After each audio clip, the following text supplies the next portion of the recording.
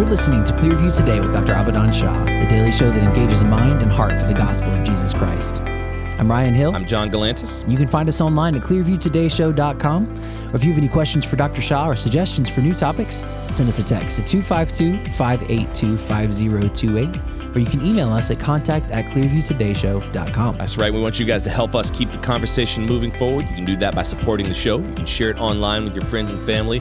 Leave us a good 5-star review on iTunes or Spotify. Absolutely nothing less than 5 stars, and I mean it. I say it all the time. I've been seeing some of those 4-star reviews. Y'all think y'all funny. Y'all really think y'all funny. I'm about to come through that camera right there, and we'll get to you, Michael. Who is Michael? I don't know. He left a Wow. 5-star review. He left he left a 4-star review thinking he was going to be funny. You think I can't find out where you live, Michael? I'm not going to come to nobody's house.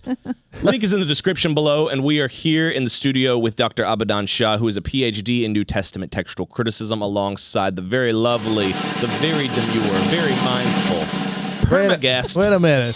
Nicole Shaw. Wait a Very minute. much. Wait a minute. What's that? No, Demure? I wouldn't do it.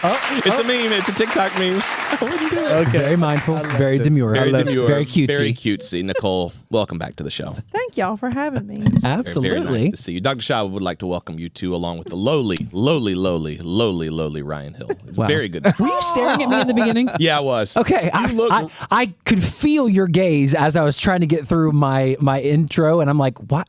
Did I say something wrong? What's happening? You looked odd. You were real. You were like, Oh. well, you looked like someone was holding you at gunpoint. That's because I was trying to focus when you were... You looked like someone was like had a gun in your spine, and you were like reading like a hostage. It felt a little like that with your My gaze. piercing gaze. Yes. All right, Your let's hear the captious rest of the day. gaze. Our verse of the day today comes from Philippians chapter 2, verse 4. Let each of you look not only for his own interest, but also for the interest of others. That's hard to do. You would think that's like an easy thing to do because like now that I'm a Christian, I'm supposed to instantly care about other people. But your own thoughts and your own wants and desires don't go away. Right. It goes all the way back to the Garden of Eden when Adam and Eve sinned, and God came to question them. Adam immediately blamed Eve, Yeah, true. and that's kind of interesting. Ultimate red flag right off the bat. Quick to point Yeah, fingers. it's not my fault. It's her. Yeah. The woman you gave me. Bro, you know God like raised an eyebrow like, hold on, wait, are you for real? Yeah. Do you think he ever took Adam to task over that? Like, let's talk about about your tone there. Let me touch you for a second. I'm sure Adam knew when he did that God's going to have a talk with him. Yeah. One of those things where you say it, and as soon as it leaves your mouth, you're like, I You know should these not have long said talks that. we had in the cool I of the shouldn't have said day? that. Well, it's about to heat up a little bit. Yeah. Yeah. I'm going to go ahead and give myself one of these right here. What did you say? Captious. Captious? Captious. You didn't say that. I did. You said you were looking at me. I said your captious gaze. How often did you do it?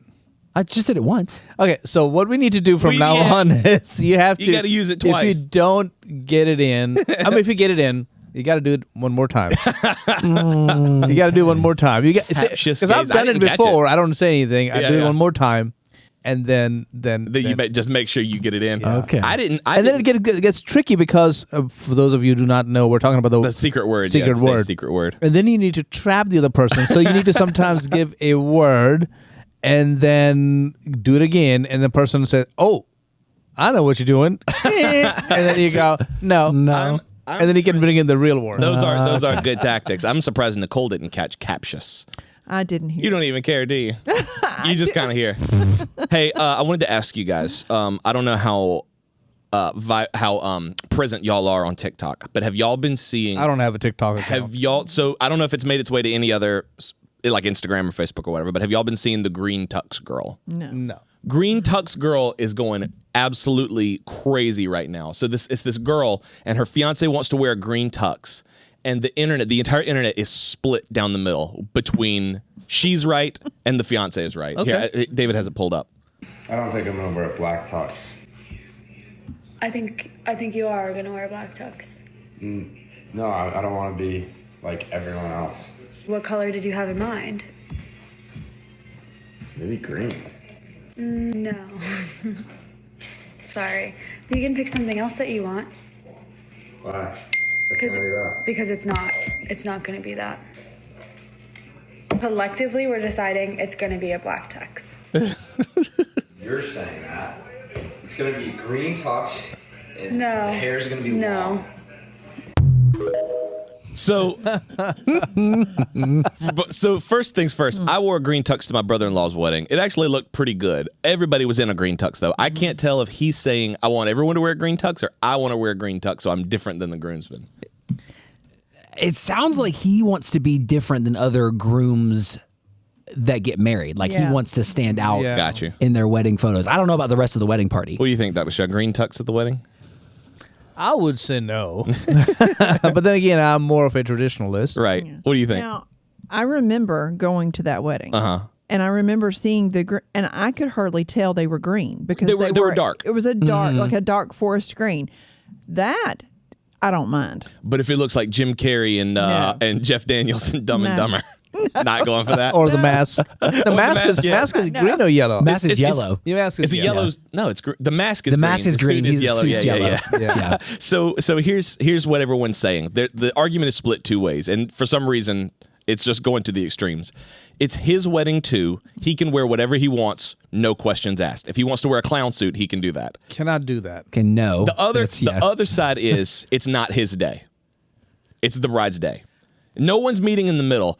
I personally, and I don't think this is going to be popular. I just feel like it's not his day.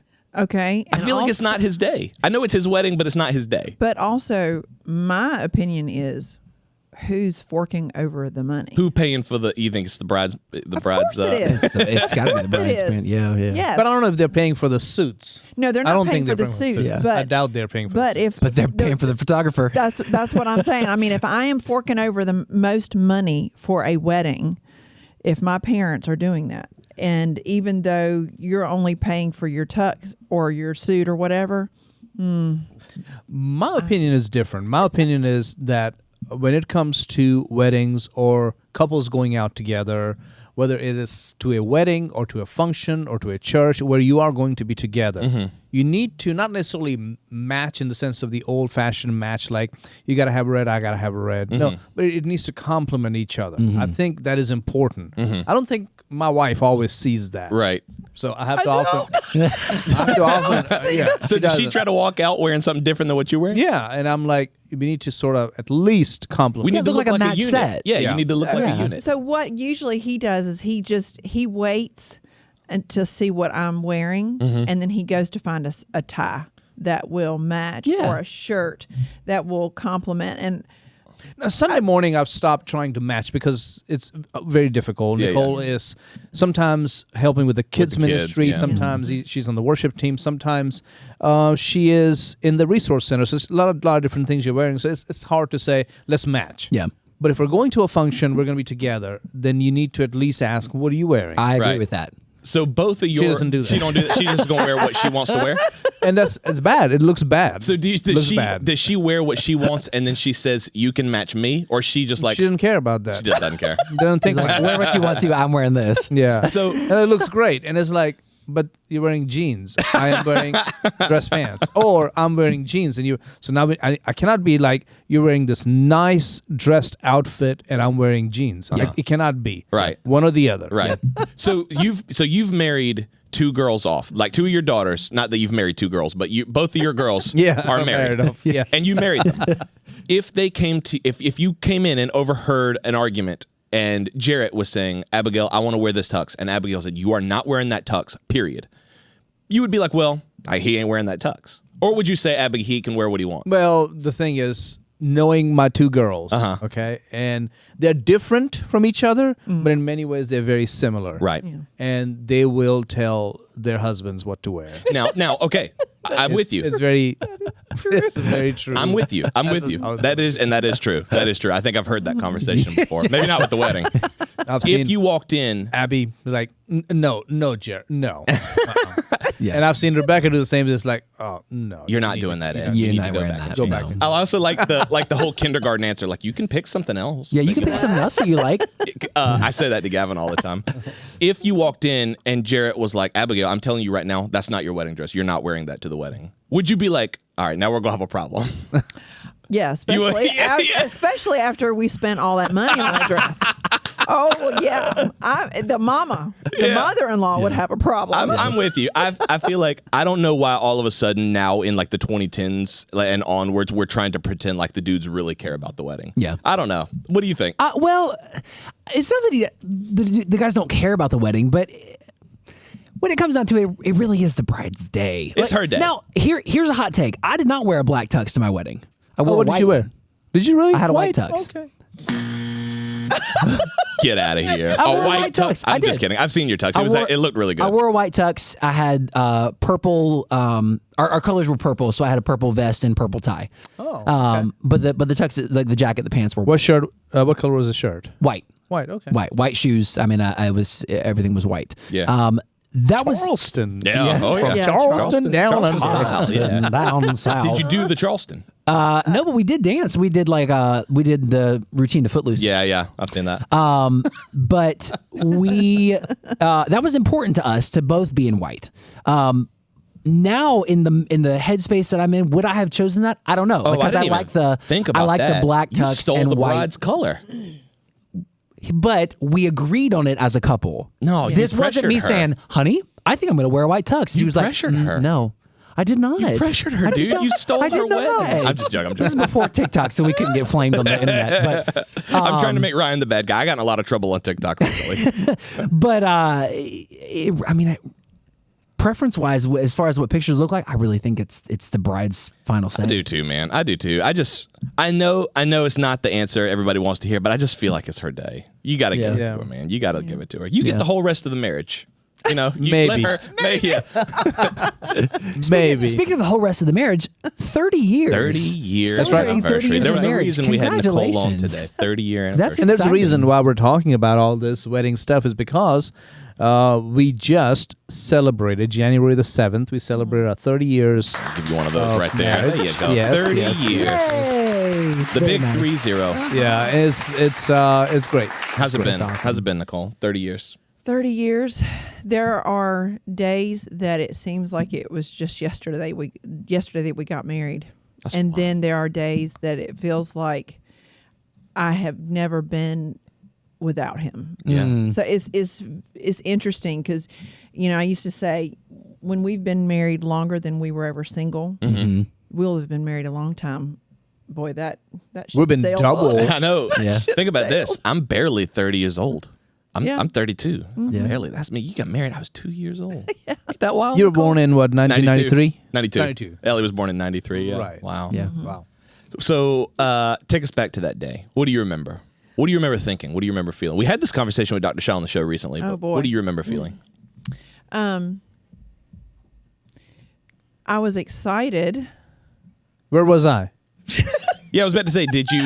I can tell you where he wasn't. So I was going to try to get to this point, but it looks like we're jumping in. Did you kick him out of the basement? Well, I did, but it was more of the thing, nowadays it doesn't matter, and it probably didn't even matter in the mid 90s, but I was that bride that it's bad luck to see the bride on the day of the wedding until she's walking down the aisle. True. And I think based on the story Dr. Shaw told, you weren't going to come into the basement. You had no plans to go down there. And he I had don't- no plans to go up.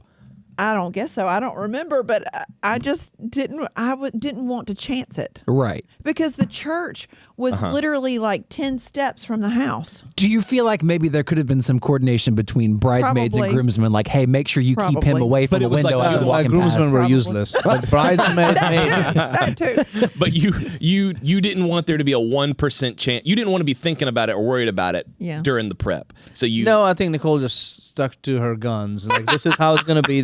Probably. And if it Probably. was today, I would have said, no, I'm not going. No, I'm going to stay here and I'll be out of your way. And no, it's not. Because those of you who've heard the story before, I had to go spend the night with one of my groomsmen and another guy who was one of the ushers, right? Yeah. Did you end up like eating alone at a McDonald's or something like that morning. Oh, I mean, I see, sat now in that McDonald's. makes me feel bad. And all that night, I mean, I slept on the couch. They joked around, laughed, didn't even throw me a groom. What do you call A it? bachelor party. Bachelor party, nothing. So Yeah. I was like, But you should have felt bad 30 years ago. Like feeling bad here on the show doesn't really do anything. I'd like to feel bad retroactively, Like, if please. you felt bad then, he might have had a place to sleep. Well, maybe, but I didn't have a bachelorette party either because my maid of honor was 12. Huh? My maid of honor was 12. Melissa was 12. Sister- Oh, yeah. Okay. Yeah, that Oh, makes sense. that's cute. Okay, yeah, that is kind of cute. But you had others, but they ended up being your cousins. Yeah. So really, Yeah. they're not gonna do anything. So we had useless groomsmen and bridesmaids. Wasn't your brother a groomsman? Yeah, all useless. Was he? I gave him a bachelor party. Yeah. Yeah, I did. All his groomsmen friends, I invited them over. One of them, I told them all. I was like, it's a surprise. And he walks up to him in the cafeteria. Hey, Fred, what time is your bachelor party tonight? Wow. And Fred's like, I don't know. I think. Oh, shucks. I was not supposed to ask you, but was I? Oh, you think? Wow. I even remember him to this day. Mark Avery. Mark. There's the one that Why made did you do Dalton. that, Mark? Mark Avery. Come on, went Mark. out there and asked that question. But anyways, Still living? I'm sure somewhere. Hey, Mark Avery, you Yep. you done goofed Mark, up. write into the show and tell us what in the world you were thinking. No, just right into the show with an apology. Yeah, that'd be great. 30 years of marriage. I mean, we were reminiscing about the wedding day. 30 years of marriage. What do you feel like you have learned? What do you feel like what would you say to yourselves? That's a good question. What would you say to yourselves 30 years ago? Wow. Oh my God. Who goes first, me or you? Me? Okay. Probably. Yeah, probably. I would tell myself, if I could go back in time, I would tell myself, this is going to be the best of your life, but at the same time, it's also going to be a learning, a growing, a tough part of life. Yeah. I didn't quite understand that. So it was both. It's going to be the best thing that happens, and at the same time, it's going to be a tough thing. Right. That's true. Because marriage is both. There are joys, and then there are also difficult seasons. There are difficult seasons. I would tell myself, my younger self, I guess, and I'm glad that we both came from homes that our parents stayed married, until death parted them. And because I believe there were probably times in our marriage that if we didn't have that, there probably would have been times that We wouldn't be sitting here that we today. would not be together. Wow. Yeah. Because marriage is, like he said, like Abaddon said, marriage is wonderful, but it takes a lot of work. And if you're not willing to put the work in, then it's gonna be difficult. There's gonna be more hard days than good days. Yeah. Yeah. I see a lot of people on social media, on all sorts of platforms, talking about that, where like they are not willing to put in the work, and so they wonder why divorce is always it's almost the first or second option. It's like, oh man, and it's never like I'm not willing to put in the work. It's always that this person is not good. My partner's not good. I came into this. I'm the exact same person that I was when I got married, and so it must be that my partner is no good, a man or a woman. And they jump to divorce. But I like what, when Ellie and I got married, we did our premarital counseling under Dr. Shah. And, I remember to this day, I'll never forget, he said, you should not get married if divorce is even an option. You have to go into it saying that no matter what happens, That's right. divorce is off right. the table. That's right. That has served us. That has really, really, really served us, because it's like, well, we have no choice. We have to figure this out. Yeah. We have to reconcile. And so that means taking a look at myself, taking a look at yourself, and then coming back together. There's no Well, way out. You know what I mean? I feel like those people who are out there, and they think divorce is the only option. And then you've seen these people who have been married more than once. Well, there's a common denominator. Yeah. And it's you. Yeah.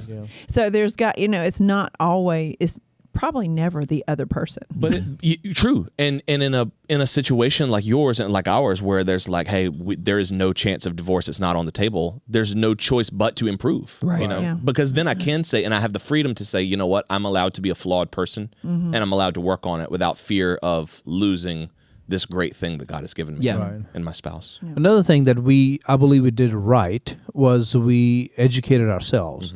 not that we always did it the best way, but we spent time learning about marriage. Like whatever you work on is going to get better if you work on it the right way and you have the right tools, right resources, whatever. And so I think that was always there, and that served us very well, that we're going to go to a seminar. If there's a marriage seminar, we're going to go. If there's going to be a conference, we're going to go. If we can afford it and go away on a weekend to go attend this marriage seminar with some famous experts, counselors, psychologists, whatever, from a biblical perspective, Right. We're going to go attend it. If there's a podcast, and a podcast, of course, came later in our marriage years, but if there's a podcast that's going to benefit us, we're going to get on it. So all those things really helped us. I'm not Right. going to say one book or one podcast really radically is the only reason why we're together, but I think all together. It was a mindset of wanting to learn and grow. Wanting to learn, grow, invest in your marriage. Yeah. Great. You have to invest in it. If you don't, if there's not some work every day, Yeah. then you're not going anywhere. I mean, it's That's right. almost like you're on a treadmill. Yeah. That you're just walking, but you're not getting anywhere. Yeah. I appreciate the chance to learn from you both, and to the chance to see and benefit from your marriage up close. I mean, we've heard from both of you in weekend messages about marriage several times, and through things like the radio show, broadcasting to our listeners. I think one of the biggest things that I've learned from just spending time with both of you, and from seeing your marriage for the past more than a decade now, is your spouse is not your enemy. Yeah. Yeah. There is an enemy. Yeah. There is an enemy in your marriage, and that enemy wants to divide you, and that enemy wants to seek to destroy you and rip apart what God has brought together.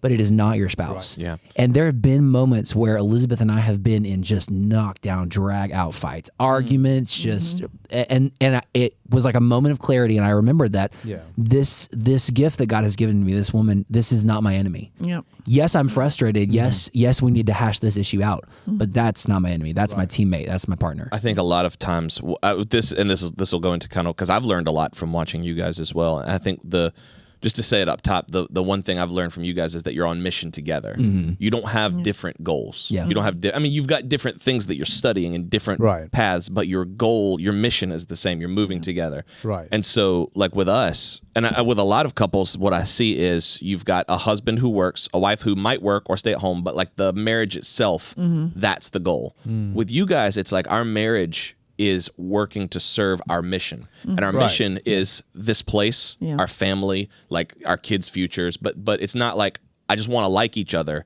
and live out the rest of our days liking each other, and that's a good marriage. It's like our marriage serves to push our collective mission. That's a great observation. I didn't even think about that, but that's very true. Very true. And that has helped us well.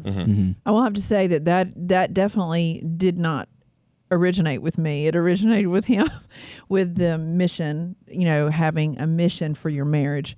That was Or working towards a mission, Yeah. Right. like the church, or building God's kingdom, or Right. raising children who will make an impact in the world for the gospel of Christ. That was our mission, and so we have to work on that. We got to get this right. Yes. We have to resolve this conflict. We have to forgive here.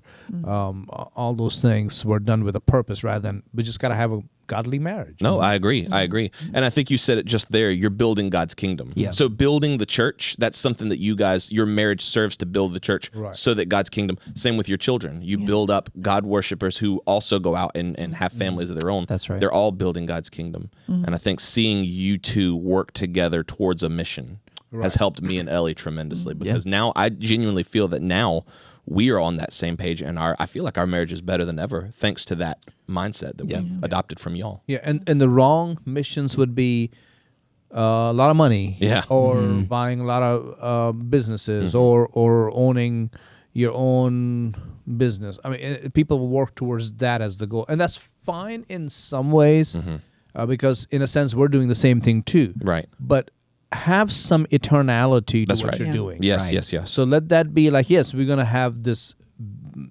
million business, okay, so that we can serve God better, so that when we gain the profit, we can use it on missions or to radically impact our community with the gospel of Jesus Christ. That's right. So let that be the mission behind. So you don't have to be all in church ministry. Yeah. You don't have to all be in pastoral ministry to have this vision. You can have your own vision. Yeah. But I hope behind it is God's kingdom. Yeah. As Christians and as a married couple, I mean, you need to ask yourself, is where we're headed, what our goal is eternity in mind. Mm-hmm. If it doesn't have any eternal significance, then what are you doing? Yeah. Good point. Right. So, I mean, if you keep that in mind as you move towards goals in your life, in your marriage, does this have an eternal, perspective Yeah. or whatever? That's huge. Then that makes all the difference. Good point. Because Christians, you often hear like young Christian people say, I'm only dating with marriage in mind. It's like, that's fine. But if you get married at 19, 20 years old and you've met this ultimate goal that you've set for yourself, like what do you do with the rest of your life? Right. Yeah. And I appreciate that. I appreciate the gospel being at the center of your marriage. Amen. Yeah. Amen. One thing I would say, if I could give an advice to people, especially regarding conflicts, because conflict is a big part of marriage, huge part of marriage.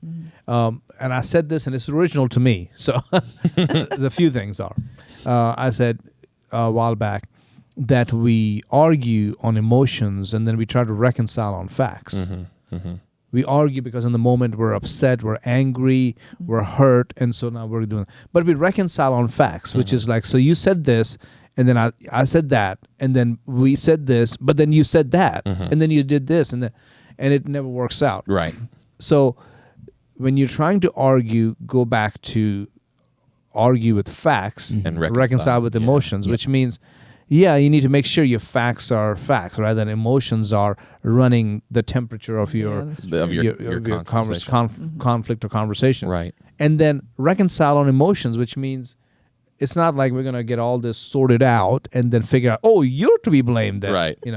Maybe that can work, but most of the time it's like, you know what, we're just going to love each other and God is good and we're not going to let this stop us. That's right. And somehow it just flushes all that garbage away. It's great advice. Great advice. Great It's advice. been helpful for me. Absolutely.